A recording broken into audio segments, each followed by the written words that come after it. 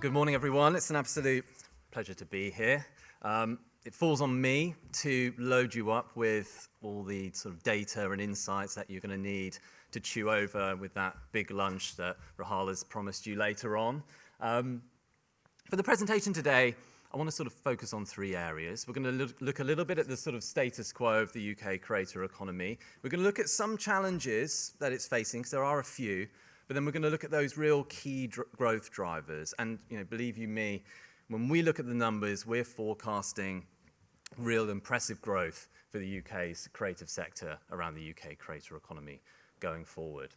So I'd like to start with this slide, which is all about roles. And I think this is a really good place to start to kind of get an understanding as to how the creator economy is evolving and changing. When I've been talking about the creator economy for the last few years, you spend so much of your time talking about social video creators, video editors, podcasters, whether it's short form, long form, live streamers. But it's changing now. It's changing because of this influx of AI tools that are coming in. We're seeing AI-only creators now, creators who perhaps aren't even picking up a camera in order to generate footage, edit, and output to social platforms.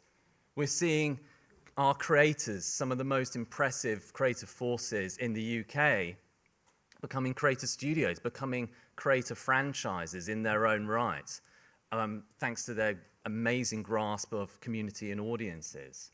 And we're also seeing our traditional entertainment companies as well begin to embrace the creator economy in a serious way. It's no longer that social video platforms are the marketing vehicle for TV and movie content. They are now the place where you have to go and you have to be to engage audiences with social-first content. So I want to focus on two areas. I don't want to overburden you, but focus on two areas where I believe is going to see real growth. One of them is consumer creators. Consumer creators are consumers like you and I, consuming entertainment. But there are those that like to go that one step further. There are people who want to directly engage with the entertainment that they love. They want to lean through and create content.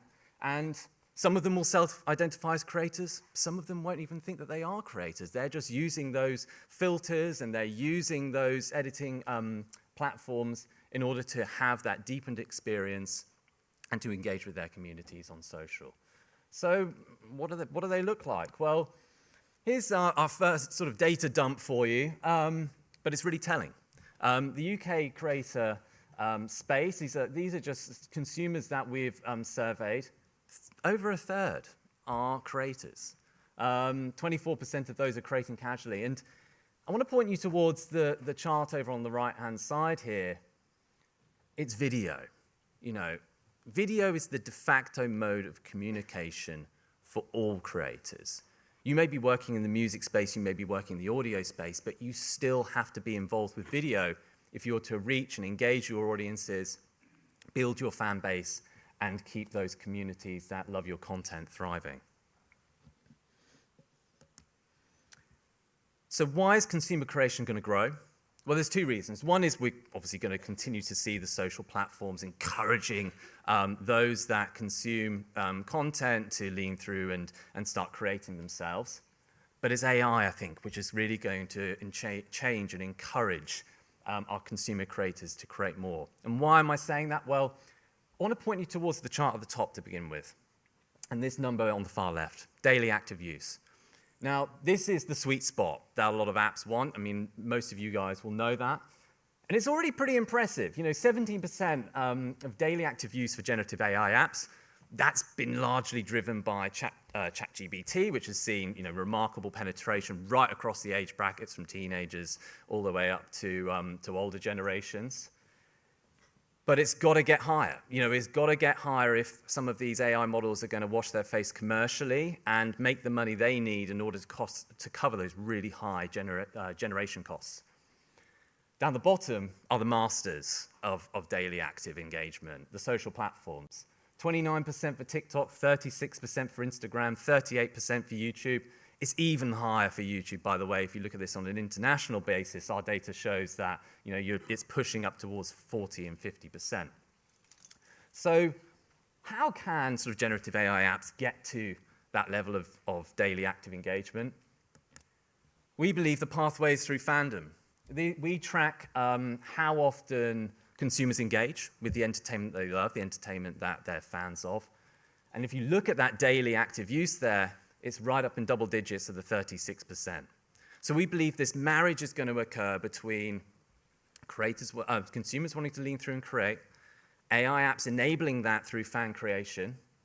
And look, it's already happening. It's already here today. Whether that's the Premier League partnering with Adobe around fantasy football to allow those participants to create their own badges through AI apps. Whether it's Cash Cobain with his resequencing tool, which allows fans to resequence and reorder his tracks and then publish them to their communities. Whether it's the controversial Darth Vader in Fortnite, where players could go and have unique experiences and conversations, which created a massive viral moment of storytelling, completely out of the normal context of Star Wars. And you've got to be under a rock if you haven't seen what's been going on with OpenAI and Sora. The AI generation social platform where Jake Paul has licensed his likeness, but there's also plenty of unlicensed content on there as well, particularly around entertainment IP, which is proving really popular. But we believe that's going to change, and we believe that there's going to be a lot more licensing around the AI tools creation going forward. And we're already hearing reports of how Disney is exploring this kind of UGC AI tool creation for the Disney Plus app in the future. So what are some of the challenges? And there are some, but nothing to worry about too much. This is our data which tracks the average weekly hours spent creating content in the UK. And you see it's been going on this remarkable rise since Q4 2021. But since Q4 2023, we have seen this slight dip and plateauing of creation time. And when we dived into this a little bit further, we also run surveys of video creators, and we surveyed 400 video creators for this particular piece of work, looking at their motivations, pain points, and some of their struggles. 44% of them said they were spending less time creating content. And when we sort of dug into that a bit further, it was because they were spending more time at work or on other lifestyle commitments, the majority of them anyway. And what this kind of tells us is that the creator economy and creation, particularly around consumers, is very powerful in the attention economy, but it's also not immune to the other challenges. All throughout entertainment, everyone is fighting for that moment of time spent.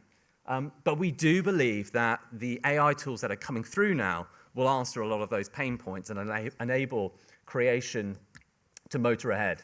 I won't talk through every single one of these, but I will point to a couple. At the top of the pain points, the sort of social platform cut through, we hear a lot from creators as a struggle. Not having enough time as another one, and creator burnout, of course, everyone's heard about that. I just want to point you towards the one on the far right, which is 11 Labs as an example, but we're seeing it through other creator tools companies as well. It's this localization through AI, which I think is going to be really powerful for creators going forward. Those creators that have already amassed really strong and engaged communities on social and English-speaking markets are now going to have the opportunity to go after other markets by localizing their back catalog into Spanish and other languages. We've also got other interesting points as well around things like prompt evolution. One of the things I actually found quite frustrating about AI to begin with was this idea that you had to be good at writing text prompts in order to use them in a creative way. And now we're starting to see that change with things like Adobe Firefly boards, where you can use images and textures. Perhaps we'll see sounds in the future in order to generate different assets. And hey, that's important because creativity shouldn't be limited by something like an AI tool, which is supposed to help and support going forward. So I want to talk about creator franchises, the other big growth area, and our remarkable creators that are not only leading the way on home soil, but globally. And they're doing it in a multifaceted way. We've got Stephen Bartlett over at Flight Story, the Diary of the CEO podcast, and his remarkable personality that's seen him hop across all sorts of different platforms from the BBC and beyond. But actually what really excites me about what's going on over there with them is this creator ecosystem that they're building. these remarkable in-house AI tools that are enabling them to really focus on the right talent to use and when, and build that and look at the right areas to move into as they build out a creative franchise. And we all know about the investment that Stephen's got recently for Stephen.com. The Sidemen, I don't have to tell you much about them, but of course they're moving across lanes, across streaming and social, and creating immersive IRL experiences through their fast food chains, where their really dedicated communities can gather together and have an IRL experience. Who would have thought, 5 or 6 years ago that a creator would get the broadcasting rights to live football? But that's exactly what's happened with Mark Goldbridge. And the rest is series from Goalhanger. If anything that looks like public service media without it being a part of the BBC or ITV, it is that. And they've really built this franchise universe, which is expanding into books and is diversing revenue into live events as well. So a couple of things that I've pulled away from my time spent with creators and traditional entertainment companies this year that I want to share with you very quickly. I think the one that always comes out is don't treat creators as personalities, treat them as infrastructure. They are media companies, they are masters of their communities, and you should think about them in that way. It isn't all about younger creators and younger viewers. We've seen traditional TV talent doing remarkably well on social platforms. That's because it's about authenticity. It isn't about age, but of course, younger creators are doing remarkable work there too. If you want to understand a really good way to see a broadcaster working with creators, then have a look at Channel 4 and what they're doing with their 4.0 channel on YouTube. Elevate, don't emulate, and never assume. Why creators won't want to come and work with a broadcaster if they're just got to expect to do exactly what they do on their own social channel. They don't need to do that.